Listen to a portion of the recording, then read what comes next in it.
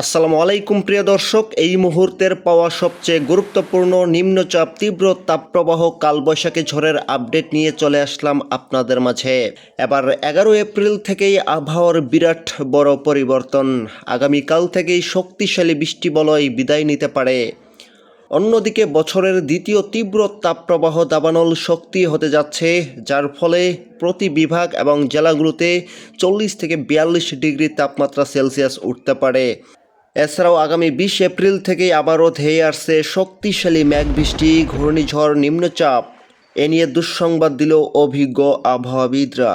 তাই আজ 11 এপ্রিল আগামী 24 থেকে 48 ঘন্টার মধ্যে কোথায় ঝড় বৃষ্টির সতর্কতা রয়েছে, কোথায় তীব্র তাপপ্রবাহ এবং কোথায় 40 থেকে 42 ডিগ্রি তাপমাত্রা সেলসিয়াস উঠতে পারে বিস্তারিতভাবে জানিয়ে দেব।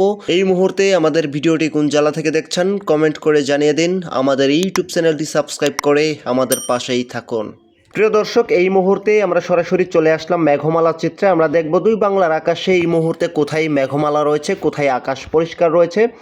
আমরা দেখতে পাচ্ছি যে চট্টগ্রাম, এদিকে কলকাতা এবং রাজশাহী, এদিকে ময়মনসিংহ, রংপুর বিভাগ থেকে শক্তিশালী বৃষ্টি বলয় যেটা ছিল এটা অলরেডি এই অঞ্চলগুলো থেকে বিদায় নিয়েছে। তবে প্রিয় দর্শক, ঢাকা বিভাগের কিছু অঞ্চল এই মুহূর্তে আংশিক মেঘলা থেকে মেঘলা অবস্থায় রয়েছে। এছাড়াও সিলেট বিভাগ এবং ত্রিপুরা রাজ্যের এই অঞ্চলগুলো আংশিক মেঘলা অবস্থায় এই মুহূর্তে দেখা যাচ্ছে। তবে প্রিয় দর্শক, আগামী 24 থেকে 48 ঘন্টার মধ্যে শক্তিশালী বৃষ্টি বলয় এটা একদম পুরোপুরিভাবে বিদায় নিবে। তবে বিদায় নেওয়ার সাথে সাথে তীব্র তাপপ্রবাহ দাবানল দেশে প্রবেশ করতে শুরু করেছে ইতিমধ্যেই। প্রিয় দর্শক, এই মুহূর্তে আমরা সরাসরি চলে আসলাম বর্জ্য এবং বৃষ্টি মোডে। আমরা দেখতে পাচ্ছি 11 এপ্রিল রোজ শনিবার বাংলাদেশ এবং ভারতের উত্তরবঙ্গ প্রত্যেকটা অঞ্চলের আকাশ পরিষ্কার লক্ষ্য করা যাচ্ছে, কোথাও তেমন বৃষ্টির সম্ভাবনা লক্ষ্য করা যাচ্ছে না। আমরা যদি বিকেল 5টার দিকে একটু লক্ষ্য করি তাহলে আমরা দেখতে পাচ্ছি বিকেল 5টার দিকেও তেমন বৃষ্টির সম্ভাবনা নেই। তবে প্রিয় দর্শক, বৃষ্টি না থাকলেও কিন্তু এই অঞ্চলগুলোর উপর দিয়ে ভ্যাপসা গরম ইতিমধ্যেই শুরু হয়ে গিয়েছে এবং কোথাও কোথাও তীব্র তাপপ্রবাহ আজ থেকেই শুরু হয়ে গিয়েছে। তবে প্রিয় দর্শক, এই অঞ্চলগুলোর কোথাও কোথাও আগামীকাল থেকেই 40 থেকে 42 ডিগ্রি তাপমাত্রা সেলসিয়াস উঠতে পারে, সেই আপডেটেই এই মুহূর্তে চলে যাচ্ছে। এই মুহূর্তে আমরা সরাসরি চলে আসলাম তাপমাত্রা ডিগ্রি রাডারে। আমরা দেখতে পাচ্ছি 11 এপ্রিল থেকে আবহাওয়ার বিরাট বড় একটা পরিবর্তন লক্ষ্য করা যাচ্ছে।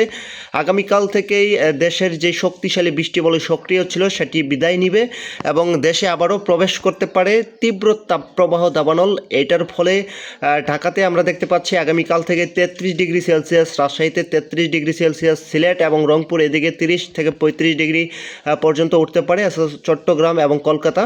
পরবর্তী 12 এপ্রিল থেকে এই তাপমাত্রাগুলো আস্তে আস্তে আরও বৃদ্ধি পেতে পারে এবং তীব্র গরম, ভ্যাপসা গরম আরও সক্রিয় হতে পারে এমনটাই আশঙ্কা করা যাচ্ছে। ঢাকাতে 35 থেকে 38 ডিগ্রি পর্যন্ত তাপমাত্রা ডিগ্রি সেলসিয়াস উঠতে পারে, রাজশাহীতে 35 ডিগ্রি, এছাড়া কলকাতাতে 34 ডিগ্রি, চট্টগ্রামে 31 ডিগ্রি, পরবর্তী সিলেট এবং রংপুর বিভাগে 30 থেকে 32 ডিগ্রি পর্যন্ত উঠতে পারে। এছাড়া প্রিয় দর্শক, এরকমভাবে আমরা যদি 13 এপ্রিল পর্যন্ত যাই তাহলে আমরা দেখতে পারবো 13 এপ্রিলে আরও কিন্তু তাপমাত্রা ডিগ্রি সেলসিয়াস আরও বাড়ার সম্ভাবনা কিন্তু রয়েছে। আমরা দেখতে পাচ্ছি যে রাজশাহীতে 37 থেকে 36 ডিগ্রি তাপমাত্রা সেলসিয়াস উঠতে পারে 13 এপ্রিলের দিকে। এরকমভাবে এই তীব্র তাপপ্রবাহ দাবানল আগামী 7 দিন দুই বাংলার বুকে রাজত্ব করতে পারে। এই 7 দিনে মানুষের জনজীবন হাঁসফাঁস হতে পারে এবং এই 7 দিনের মধ্যে যাদের মাঠে ঘাটে কাজ রয়েছে অবশ্যই আপনাদের সাথে ছাতা অবলম্বন করবেন, তা না হলে যে কোনো সময় গরমে হিট স্ট্রোক হতে পারে।